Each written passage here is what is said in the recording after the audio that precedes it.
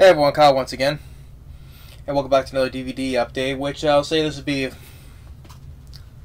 the only one until another DVD update I'll say until after Christmas, because I do a DVD, post-Christmas DVD shopping spree I would do every year, so that's why I have to make like a big one. So this will be the last one until after Christmas. So, but anyway, get right down to the next one though. So now they get another stack right here. The first one I have here is another anime DVD. The only one I have right now. So, and this is I want to get this one because I had the first season. I got the movie, so finally got the second season. And that is of A Certain Magical Index 2. So yeah, 2, which means this isn't the second season.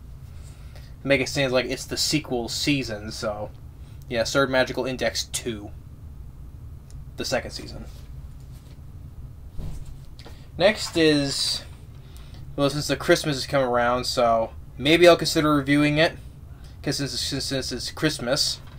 And I have some of his movies, which sadly he's now passed on though. But I never minded his movies. You know, making himself an icon for himself. So the late Jim Varney, and you know Jim Varney, that is of Ernest. Here is of Ernest Saves Christmas. Yeah, I always been a sort of a fan of Ernest for a long time, you know. So, of course, when he voiced Slinky in the first 2 Toy Story movies, and then the last one we did when he voiced in Disney's Atlantis, The Lost Empire, when he passed away in 2000 before Atlantis came out. Sad though, you know, that's what happens when you smoke a lot over the years. But yeah, Jim Varney, I liked, you know, when we played Ernest. You know, from Ernest Goes to Camp, you know, Ernest Scared Stupid, Ernest in the Army. I think that was the last one he did. But yeah, Ernest Saves Christmas. Maybe I'll give this one a watch for a review. So. And which there's another one here I think I'll consider reviewing since Christmas time as well. So, but this one, Ernest Saves Christmas. Next is a film from 1978. That's what it says right here. And that is of I have here some dramas right here. That's what I'm trying to get at. But this one, a Blue Collar, starring Richard Pryor. Richard Pryor in a dramatic role. Yeah. Well, this is 1978, but yeah, I could grow with Richard Pryor, especially also Gene Wilder as well. But Richard Pryor, you know, he's always been like always a comedic, you know, comedic films he's always did, especially with Gene Wilder. You know, he got like I love Hear No Evil, See No Evil, and I liked him when he was in Superman 3, and I liked I think it was a Stand-Ups 2, I think it was, yeah. But Richard Pryor, rest in peace. So he's always been a comedic icon in film. So, but here you see you're doing he's here in a more dramatic role outside of comedy.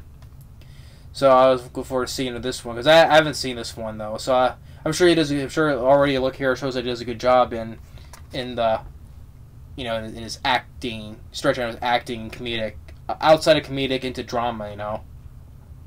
And here you got Harvey Keitel, and you got Yaphet Kotto in this, and also Cliff DeYoung. And it's directed by Paul Schrader. Paul Schrader had a hand on writing on Taxi Driver, I believe it was. And then, of course, in later years, like I ranted on this some years back for Halloween month, when Paul Schrader directed Dominion, prequel to The Exorcist. Did not like that one. I prefer Rennie Harlin's version better. But Paul Schrader directed this film. But yeah, and also he helped written as well, along with Leonard Schrader as well. I think it was his brother. I think so. But yeah, I'll give this a watch because you know I like all 3 actors here, but seeing Richard Pryor doing in a more dramatic role. Next, this one is a war film, which is considered an all-time classic, and it's also one of my dad's favorites war pictures as well. Patton. George C. Scott playing General Patton. You have Carl Malden as well. Yeah, my dad enjoys Patton was one of his favorite war pictures too. Yeah, George C. Scott, which was this film won 8 Academy Awards, including Best Picture in 1970. So and of course, I already know a highlight of the film is what I've seen Patton like years back though. I haven't seen this in a long time. But I'll be sure I'll be to watch this with my father because he enjoys this film. And especially I know the score by Jerry Goldsmith, which I enjoy. He's my favorite music composer in film. Yeah, Jerry Goldsmith. So yeah, Patton. This is a 2-disc edition. And I got another 2-disc edition of another movie. And this one one of 4 Academy Awards, and it got a good cast, especially a good cast too, and that is of The Right Stuff. With a great cast, you got Charles Frank, got Scott Glenn, Ed Harris, Lance Henriksen, Scott Paulin, Dennis Quaid, Sam Shepard. You have Veronica Cartwright, Pamela Reed, and of course another actor I enjoyed, Fred Ward. I enjoy Fred Ward a lot. And written and directed by Philip Kaufman, which he's done a lot of stuff as well. This is also a 2-disc edition as well. So yeah, great cast, especially with we got Scott Glenn, Ed Harris, Lance Henriksen, Dennis Quaid, Sam Shepard, and Fred Ward as well. So it's another Oscar-winning film. This one, like Patton won 8, this one won 4. So The Right Stuff. Next is another Steven Spielberg film, which is one of the ones I still have not yet seen. I've seen most of his movies, but but there's a very few films I still have not yet seen though. This one is one of them. This one is his 3rd collaboration with Richard Dreyfuss. He got Jaws and Close Encounters of the Third Kind in this film. Always. Also starring Holly Hunter and John Goodman. So, yeah, this is one of the few Spielberg films I still have not yet seen. So, like this one, and I also have not yet seen The Color Purple as well. Was there another one that I have not yet seen?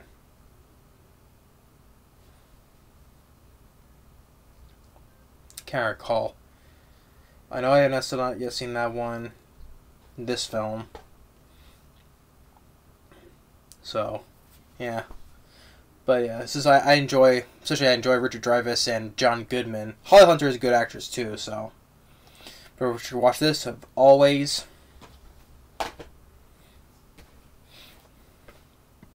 And the next, the 7th season of a show that I've been a fan of for years, growing up watching it on TV. So that's the 7th season of the XFiles.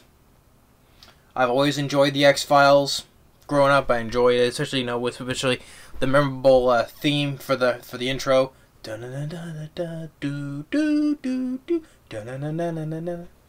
Yeah. I've always been a fan of the X-Files. Yeah, and I did see the revival series for like the 10th, 11th season. Those sucked. So I'll just stick with the 9 seasons. So, but yeah, but I always enjoyed the X-Files. And last, this one I'll consider reviewing for Christmas, but I have to review the first movie first. So, which I have, and I'll review that, and which is one of my favorites this year. But this one, it just came out, which I didn't think they would make another after the movie's conclusion. But How to Train Your Dragon: Homecoming. So this here, I would say, taking place after the ending of How to Train Your Dragon: The Hidden World. As you can see, with Hiccup and Astrid having kids, and then Toothless, and I remember they given the Light Fury a name though. So they have kids too. So this taking place after the ending of the first film. I think it does take place in the first film because Because at the ending of How to Train Your Dragon: The Hidden World, when Hiccup and Aster show their kids what dragons are at the ending of that, so here, this is a show that takes place after that, so obviously the kids know of the dragons. But yeah. But I enjoy How to Train Your Dragon: The Hidden World. It was a sad, but to me, sad, but yet satisfying how to end with the trilogy. It's like, like some movies nowadays, you end it, and when you end it, you want to end it with, especially with franchise now today, they need to end it, like with Terminator. But that film the film bombed. I wonder if they should stop making any more after that. But yeah, like, How to Train Your Dragon is different though. It's animation though. But I'm saying they made it to a trilogy and it ended like that. But here, like, if it's a short movie, not a another full on length movie though. But here is a short movie I can accept because, like I said, I enjoy this series so much. It's the best thing. One of the best things about DreamWorks Animation, like, that came from DreamWorks Animation. Especially this is a critically acclaimed franchise as well. And truly enough, of course, with the original voice cast as well, like Jay Barthel and America Ferrera as Hiccup and Astrid. I'm sure Craig Ferguson as Gobber. Although the one complaint I had with the last movie is that with T.J. Miller not coming back as Tough Nut. I'm not sure if he'll come back to voice in this movie if all the characters are in this. So, but I'm sure the other voice was like Jonah Hill, Christopher Mintz-Plasse, Kirsten Wiig. But yeah, but if this is like clearly this is like Christmas because they're in the movie where I reviewed a while back. The Gift of the Night Fury, which their holiday is Christmas, but it's called Snoggletog. But here, so if I have to review this, I have to review the last movie because I reviewed the first two movies as well as the specials like The Gift of the Night Fury as well. So, but if I have to review this, I have to review the last movie. So, but yeah, this is all I have to review because like it's Christmas time. So, but yeah, I enjoy How to Train Your Dragon: The Hidden World. I enjoy the whole franchise a lot. So, be sure to I'm very excited to watch this short movie as well. So that's about it now. Yeah, so yeah, there's some dramas here, like with Blue Collar, Patton, Bright Stuff, Always. Then you got Ernest Save Christmas, and then the anime of Sir Magical Index. Then the season of the X-Files, and then of How to Train Your Dragon: Homecoming. So that's it, and hopefully now that's going to be until like after Christmas, so for the DVD updates. But anyway, thanks for watching, and stay tuned for more videos, so later.